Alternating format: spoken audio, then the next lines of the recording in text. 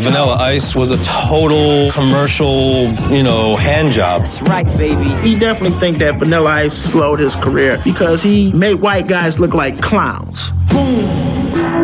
Jive kind of looked at him like, I don't know now. I don't think this is going to work for us. And so I think they kind of stopped returning calls. Jive treated him like a stepchild, like an unwanted stepchild. What's my name? He never really got much airplay.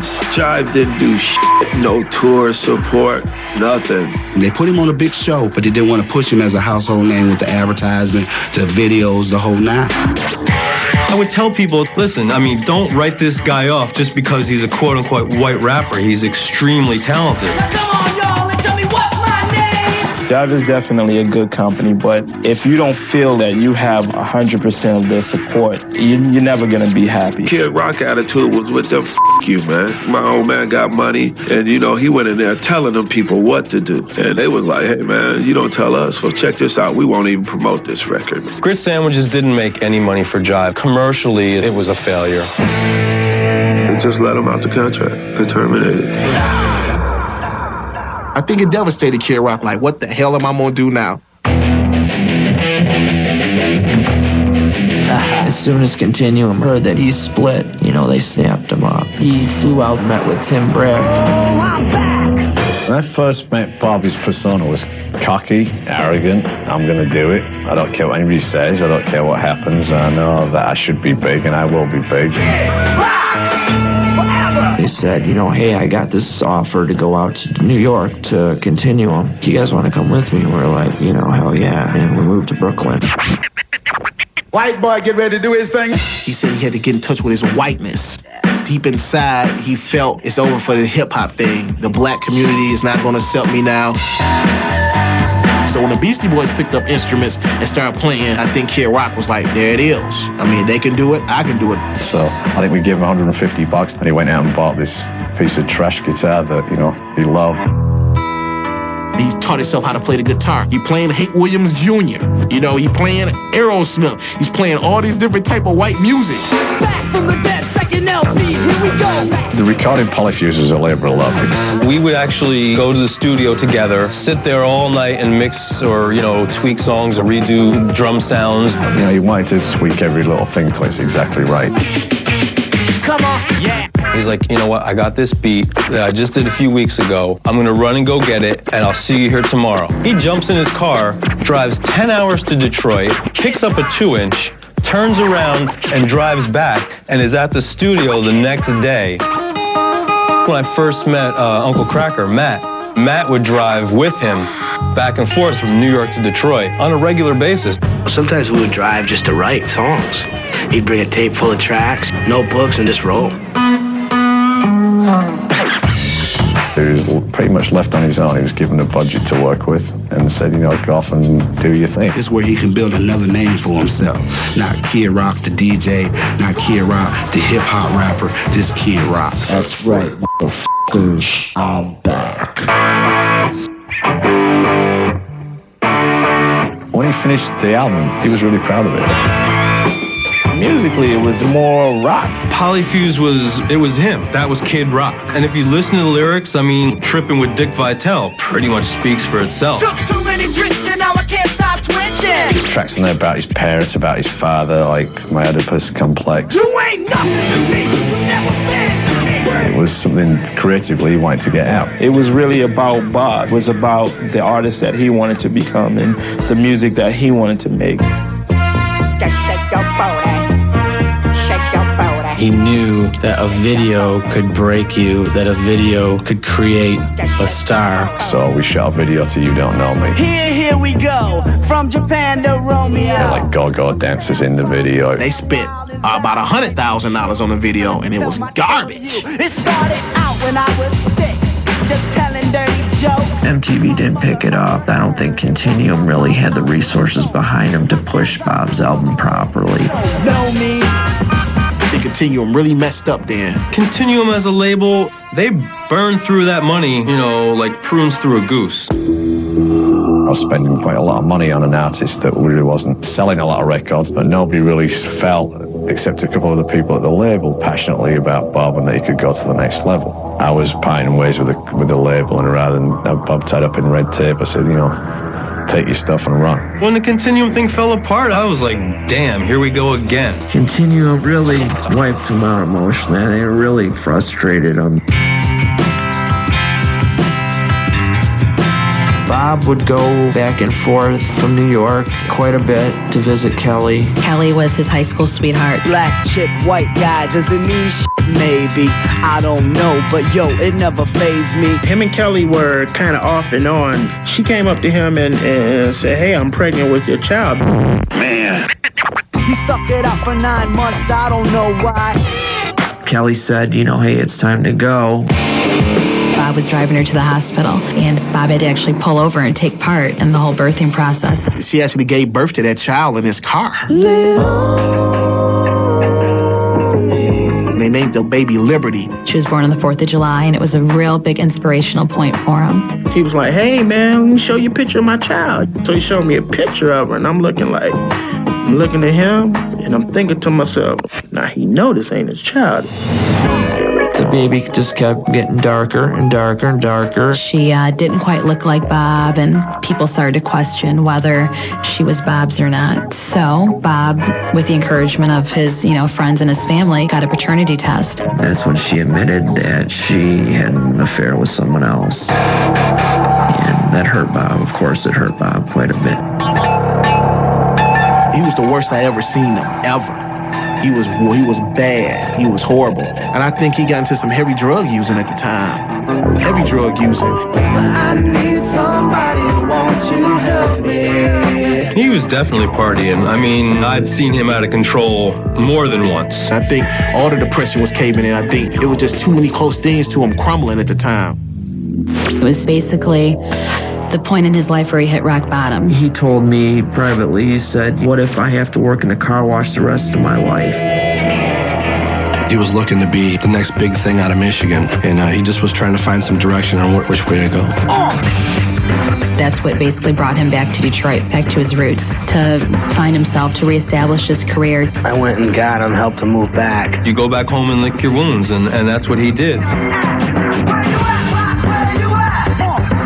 A lot of that depression, you ain't stopping me. You know what I'm saying? I may be devastated with all this bad stuff happening right now. You ain't gonna stop me. Where you at, Rock? Where you at? Coming up, Kid finds a real reason to rock. Well, I think when Kid Rock had his child, it was like, whoa, this is no longer a game no more. This is serious business now.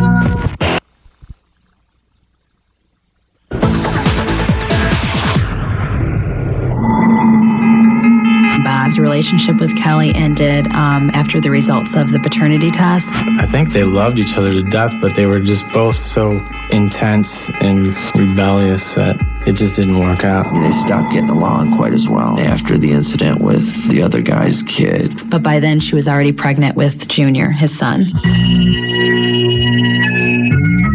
When Junior was born, there was no denying Junior is a spitting image of Bob. Well, I think when Kid Rock had his child, I think it really focused him on finding himself as a person. Kelly, she had given him the full custody of raising the son. It was like, whoa, this is no longer a game no more. This is serious business now. He was very determined to make sure that he could take care of his son the best that he could. When you see him out, he was Kid Rock, but at home, he was like Ward Cleaver, kind of. Junior is to be sentimental is what he lives for. That was his motivating force right there, to be the best he could be for his son.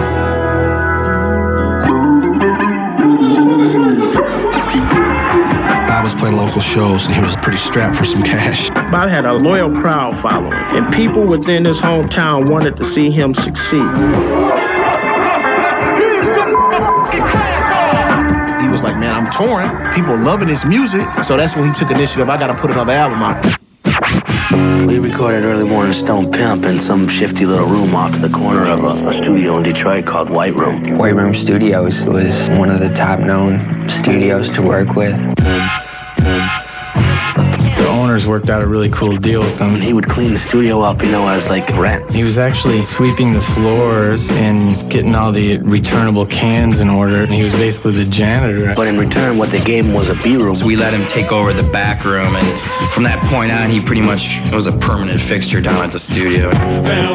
We moved in there, put up some posters, and it was all good. It was kind of like a club for us, almost. He'd be there till 3, 4 o'clock in the morning. He was in there all the time. He had a 40 Budweiser and a bag of Doritos, and he'd make songs all night. Spent a couple of months in this smoky room, eating shrooms, drinking booze, writing tunes. Early Morning Stone Pimp, Bob put out on his own label. Bob went independent and started Top Dog Records.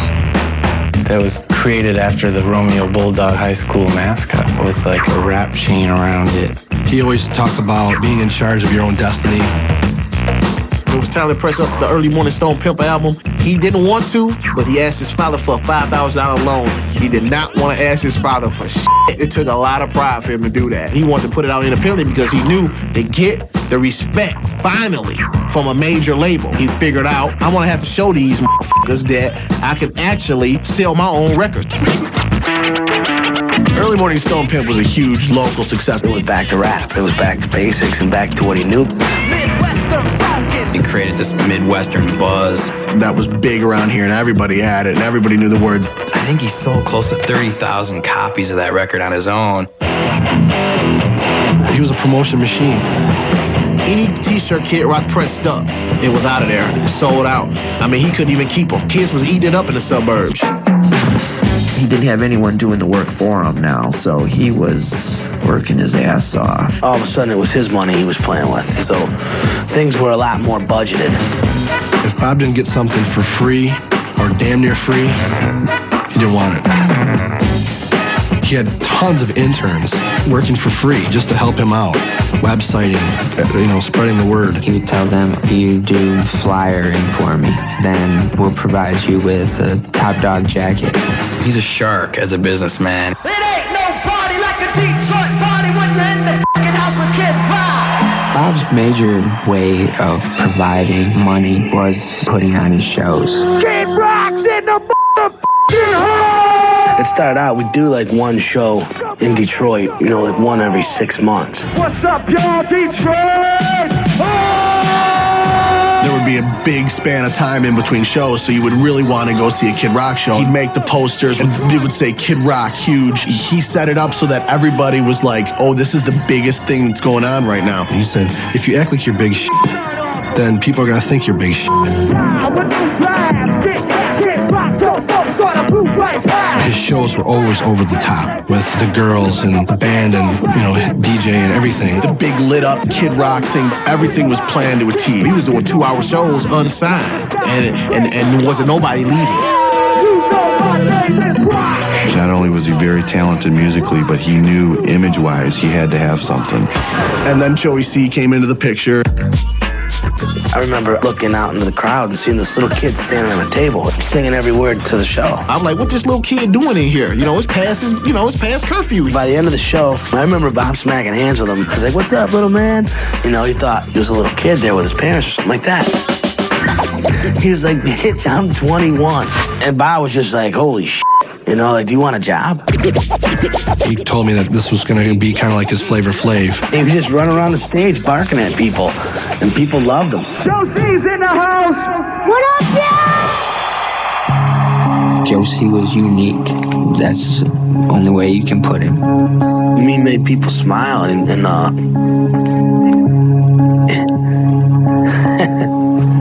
that was his involvement. Joey was Joey, and he's irreplaceable.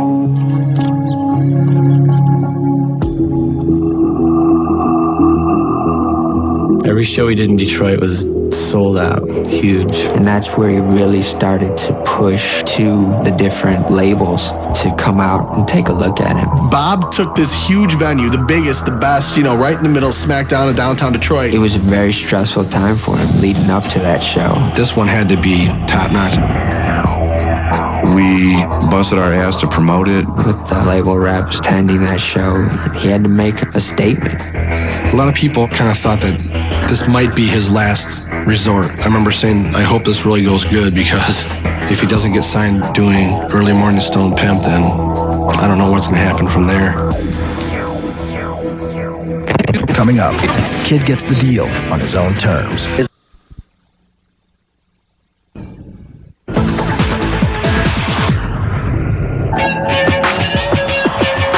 The first time I actually became aware of Bob, he was sending me demos, and it was clear that Kid Rock was moving a lot of tickets and an enormous amount of merchandise in Detroit.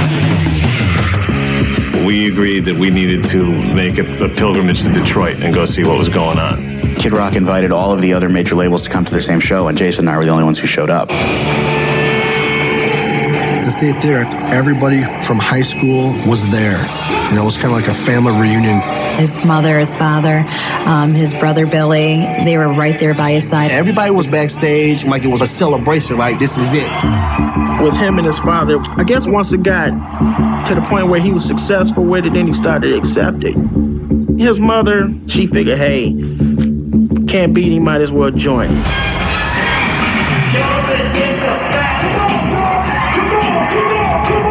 Kid Rock had the most amazing show ever that night.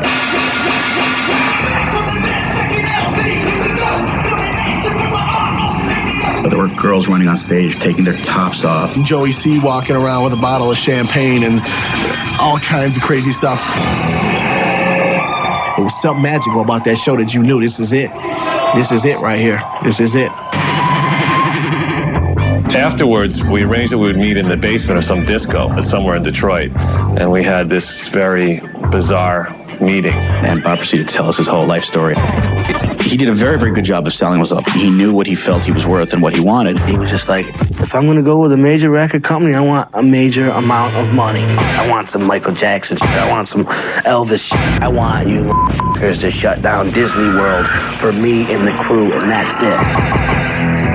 He was offered a demo deal, but Bob didn't want a demo deal. Jason at that point was still not comfortable in doing a deal yet because he wasn't sure that the songs were there. So he was like, well, how about this? I'll go in and I'll record a couple songs and let you hear them. He went in and cut these two songs.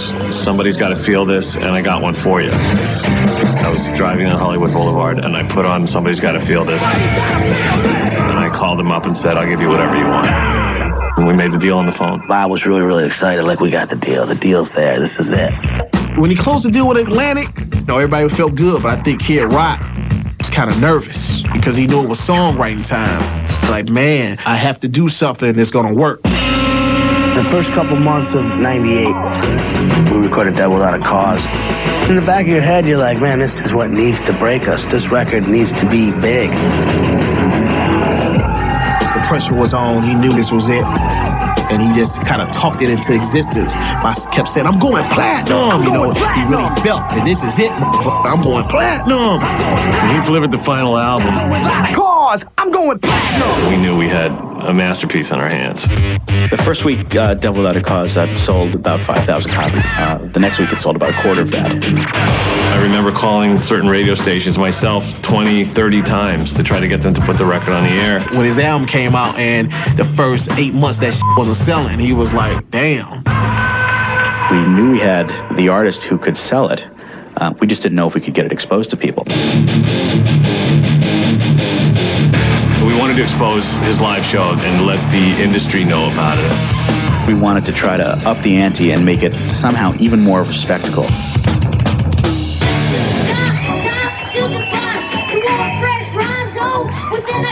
Joe C came riding in on this pony with a six-shooter and a cowboy hat and what we were calling an electric pimp suit, but it was really just sort of like a leisure suit with some Christmas lights draped around him. I'm a freak, call me sick. 3'9" with a 10-foot. I remember Joey was so scared of this fucking pony. Some people were just like, what the hell is this? A pony? Are you fucking shitting me? Hey, yo! It's my boy Kid Rock. He's a real McCoy, but I'm Joe C, ho! And I want to be a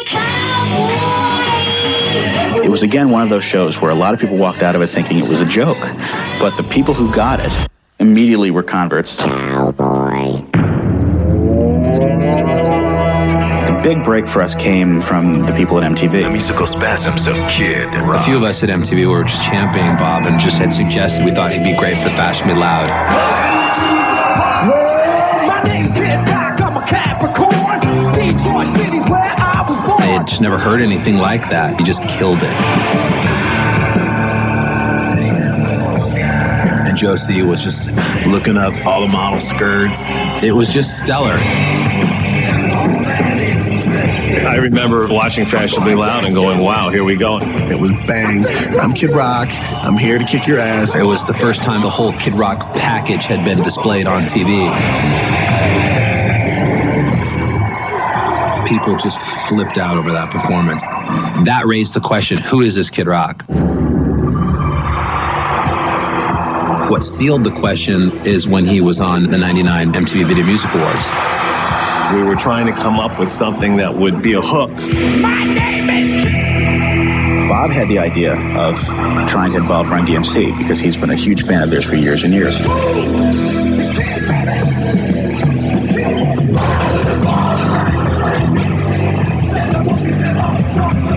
He did Ba with the Bod. That was when the world really got to know and love Kid Rock. That night was the pivotal night in the whole cycle. That was him showing his showmanship at its finest.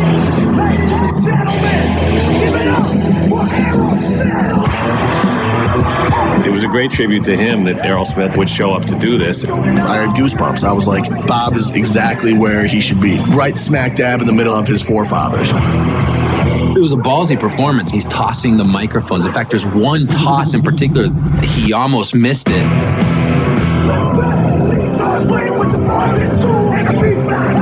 It seemed like from that point, it was just cool to love Kid Rock. It's just funny that it took so many other people so long to discover Kid Rock when it was kind of right in their face. Kid Rock could have and should have given this up so many times, and he didn't.